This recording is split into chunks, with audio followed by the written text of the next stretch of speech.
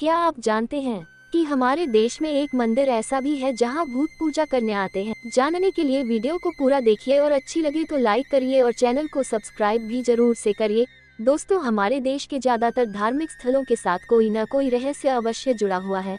आज हम बात करेंगे कुछ ऐसे मंदिरों की जहां भक्तों की भीड़ तो रहती है, लेकिन इन जगहों पर रात में जाना या रुकना सख्त मना है। कहते हैं कि जिस व्यक्ति ने भी रात में रुककर इन मंदिरों के रहस्य देखने या जानने की कोशिश की तो वह जीवित नहीं बचा। ये सबसे पहले बात करते हैं किराडू मंदिर की, जो राजस्थान के बाड़मेर का एक प्रसिद्ध मंदिर है। ये 5 मंदिरों की एक खूबसूरत श्रृंखला है। इसमें एक मंदिर भगवान विष्णु का और सब महादेव के मंदिर हैं। इस मंदिर की नक्काशी इतनी शानदार है कि इसे राजस्थान का खजुराहो भी कहते हैं। कहते हैं कि इस मंदिर में अगर कोई भी शाम के बाद रुका तो कभी लौटकर नहीं आया, क्योंकि किराडू पर एक साधु का शाप है। मान्यताओं के अनुसार एक बार एक साधु अपने शिष्यों के साथ इस शहर में आए। कुछ दिन रहने के बाद साधु भ्रमण पर निकले और अचानक ही उनके शिष्य बीमार पड़ गए। पर बीमारी में भी गांव के लोगों ने उनकी देखभाल नहीं की, सिवाय एक कुम्हारन के।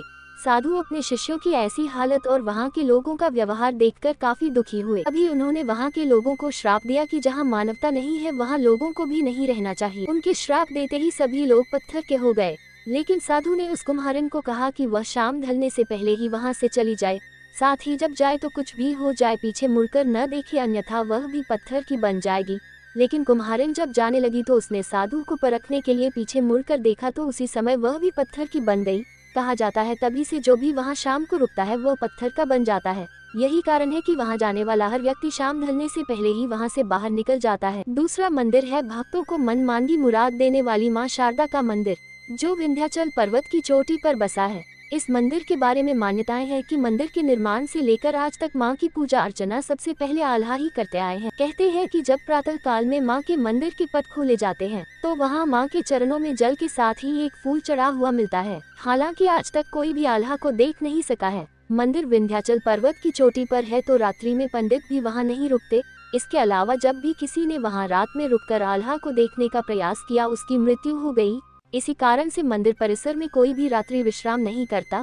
मंदिर को खोलने का समय सुबह 4 बजे का है, तभी मंदिर में प्रवेश किया जाता है। लेकिन अक्सर ही मंदिर को देखकर लगता है जैसे कपाट खुलने से पहले ही वहां से कोई पूजा करके गया है। अब बात करते हैं निधिवन की। ऐसी मान्यता है कि निधिवन में भगवान कृष्ण राधा और गोपियों के संग रासलीला रचाते और यहाँ स्थित रंग महल में विश्राम करते हैं। इसलिए शाम के समय रंगमहल में उनके लिए एक लोटा पानी, पान और खाने का सामान रखा जाता है। सुबह के समय जब रंगमहल का ताला खुलता है तो सारा सामान इधर उधर बिखरा हुआ होता है। बैग की चादर भी सिकुड़ी हुई मिलती है, जैसे किसी ने इसका इस्तेमाल किया हो।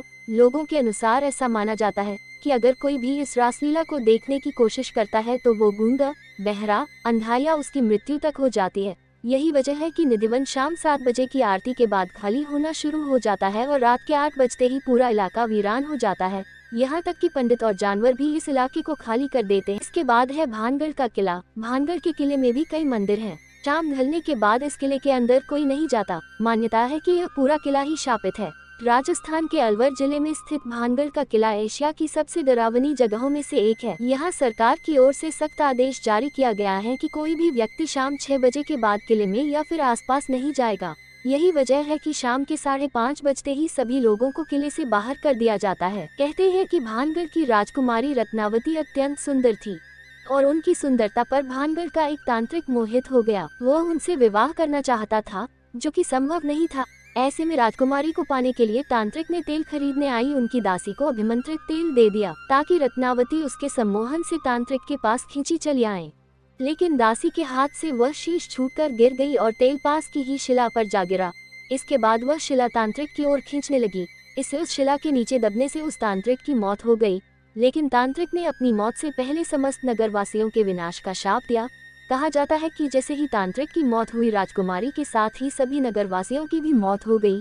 एक ही रात में सब कुछ तबाह हो गया। कहते हैं कि उन्हीं लोगों की आत्माएं यहाँ भटकती हैं और नगर में बने नर्तकी महल से रात को घुंघरूओं की आवाजें आती हैं। इसके बाद आता है कानपुर का भूतों वाला मंदिर, जो कानपुर से 50 किलोमीटर की दूरी पर स्थित यह एक गुप्तकालीन मंदिर है। बताया जाता है कि इस मंदिर का निर्माण अमावस की रात को किया गया था। इस मंदिर को भूतों वाला इसलिए भी कहते हैं क्योंकि इस मंदिर के अंदर किसी भी भगवान की कोई भी मूर्ति नहीं है। कहा जाता है कि पहले कभी इस मंदिर में मूर्तियां थीं और उनकी विधि विधान से पूजा भी की जाती थी, लेकिन मुगलों के शासन में यहाँ स्थापित अष्टधातुओं की मूर्तियां चोरी हो गईं। कहा जाता है कि तब से यह मंदिर खाली है। यहाँ से आने जाने वाले और आसपास के लोग कहते हैं कि रात में भूतों की पूजा करने की आवाजें साफ सुनाई देती हैं। यहाँ पर भूत बड़ी ही धूमधाम से पूजा करते हैं। ये भी कहते हैं कि यदि शाम के बाद कोई भी इस मंदिर में गया तो उसे कोई अज्ञात बीमारी हो जाती है और वह कुछ भी बताने की स्थिति में नहीं होता। फिलहाल मंदिर में शाम 7 बजे के बाद जाने की सख्त मनाही है। दोस्तों, ये थे 5 ऐसे मंदिर जो बहुत ही प्रसिद्ध और डरावने हैं। उम्मीद करती हूँ कि आपको वीडियो पसंद आया होगा। वीडियो के अंत तक बने रहने के लिए आप सभी का बहुत बहुत धन्यवाद।